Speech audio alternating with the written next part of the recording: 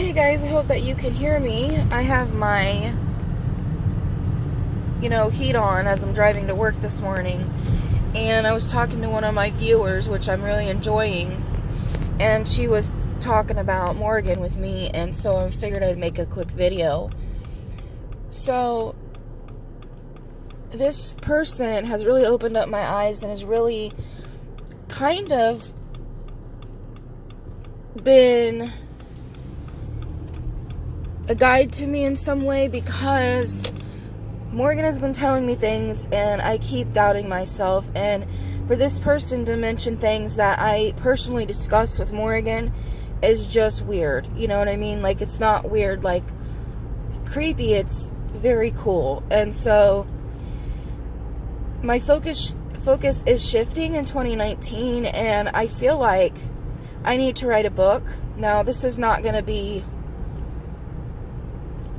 it's going to be different, I feel, than most people's about Morrigan, because this is going to be my own personal experience. And this has been in the last, I would say, 3 to 4 years with her. Now, I have the name for it. She's kind of channeled it through me this morning, which is very cool. She did it this morning. And I feel like Morrigan is working through a lot of us to really understand her in different areas. Now, this person and I have been talking about very interesting topics that, has been kind of sitting in my mind that I have no one to talk to about because, for whatever reason. And I honestly feel like Morrigan is starting to really allow us to look at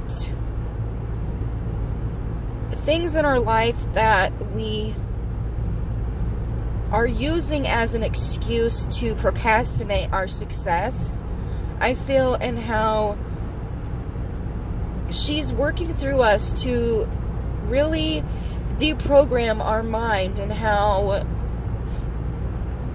we're so scared of death, and how, because we don't know what's on the other side. I mean, no one knows, even psychic mediums and things like this. I personally feel there is. I do feel like she is like Santa Morte, like I was talking with this other person. She is someone that helps you transition. She is not to be feared. She's something that is inevitable. We have to have that balance, and that we have been very conditioned to feel that life and death, it's all life is good, all death is bad. But I was thinking about this the other day, and maybe this was Morrigan thinking, through me, or having me, kind of induce me to think this.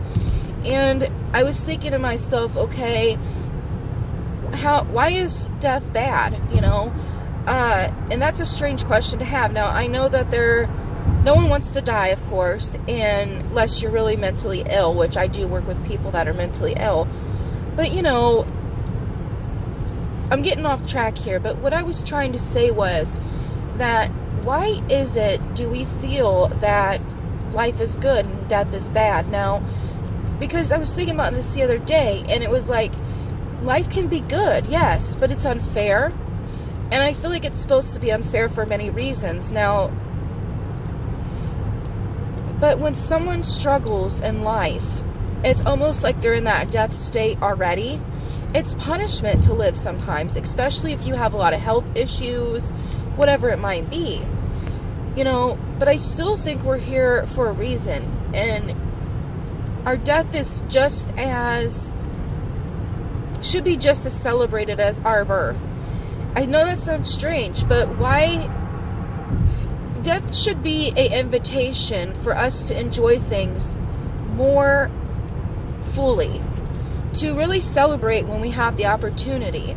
I find that we've been conditioned to be upset a lot. We've been conditioned to focus on the negative, which, I talk about this a lot in my videos, but you're wired to think negatively because it's easier to build those neural pathways for the negativity than it is the positivity.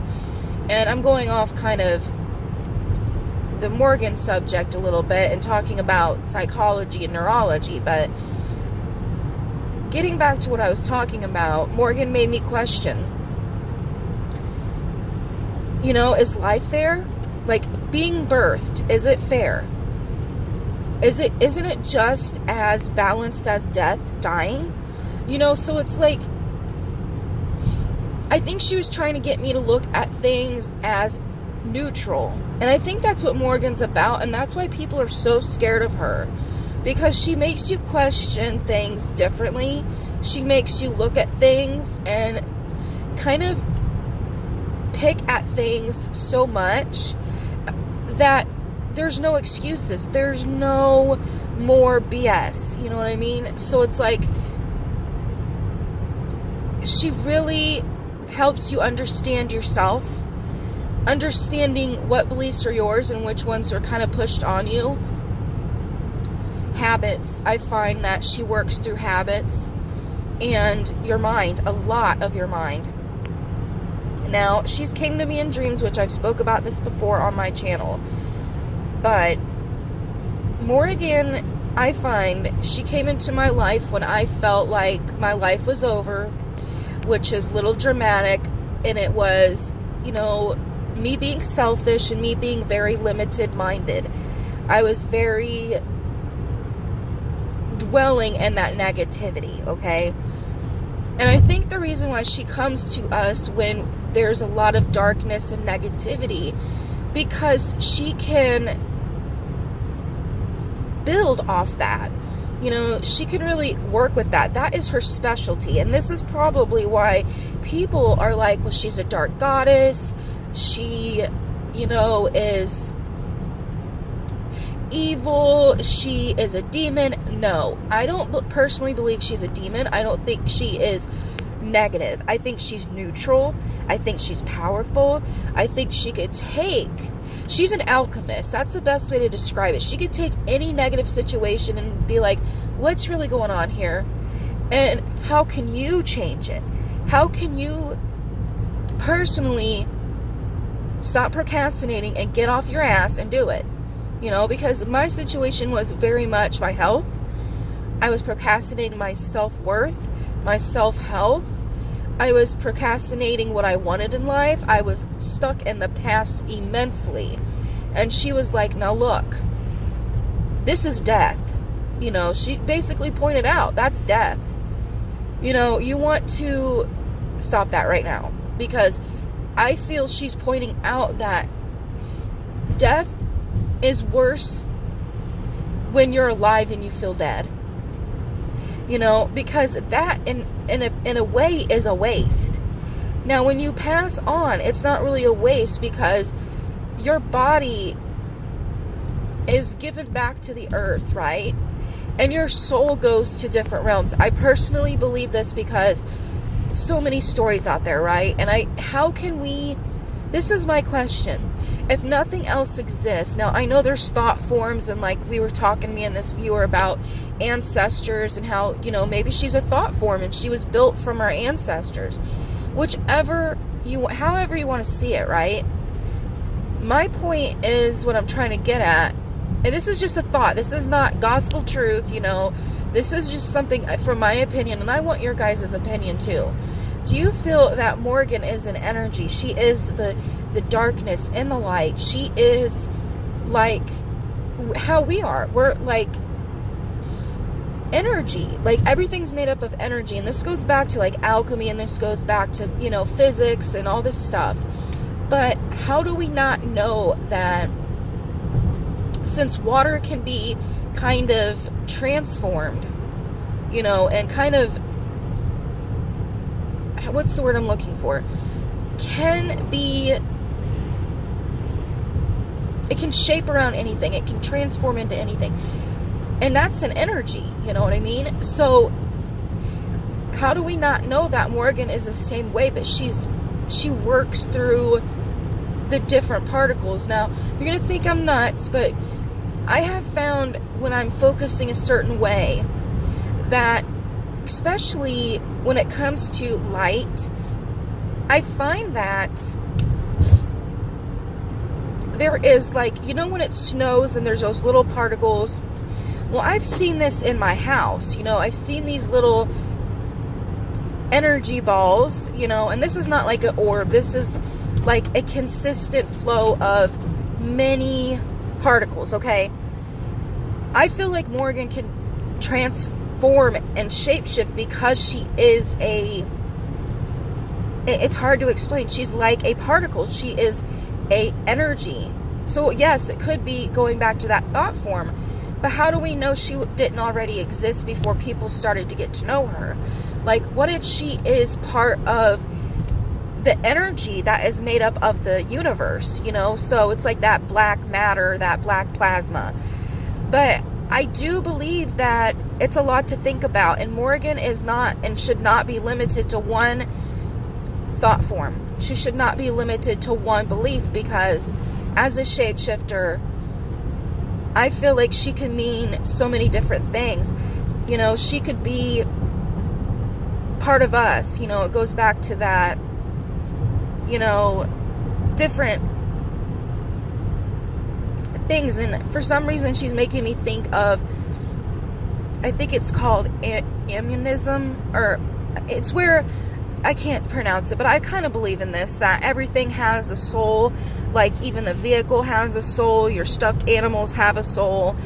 And so she's given me a lot to think about, and this book has been on my mind, especially since that viewer mentioned it. And I'm just saying viewer because I don't want this person to feel like I'm, you know, putting confidential information out there, okay? Because I work with this state and I understand how important it is to keep your guys' identities safe. But I feel as if that Morrigan can be very mind, body, spirit connected. She can work through other people, through thoughts. She can work through other people through dreams, through... It's just interesting how she can transform and make such a big impact, you know, especially when you ask for it. When you say, Morrigan, I need a sign, guide me to the right people, and she does it. There's no like, oh, she don't even answer you, she just does it. And when she don't answer you, and she don't do it, there's a reason, you know, because I feel like she is that higher energy.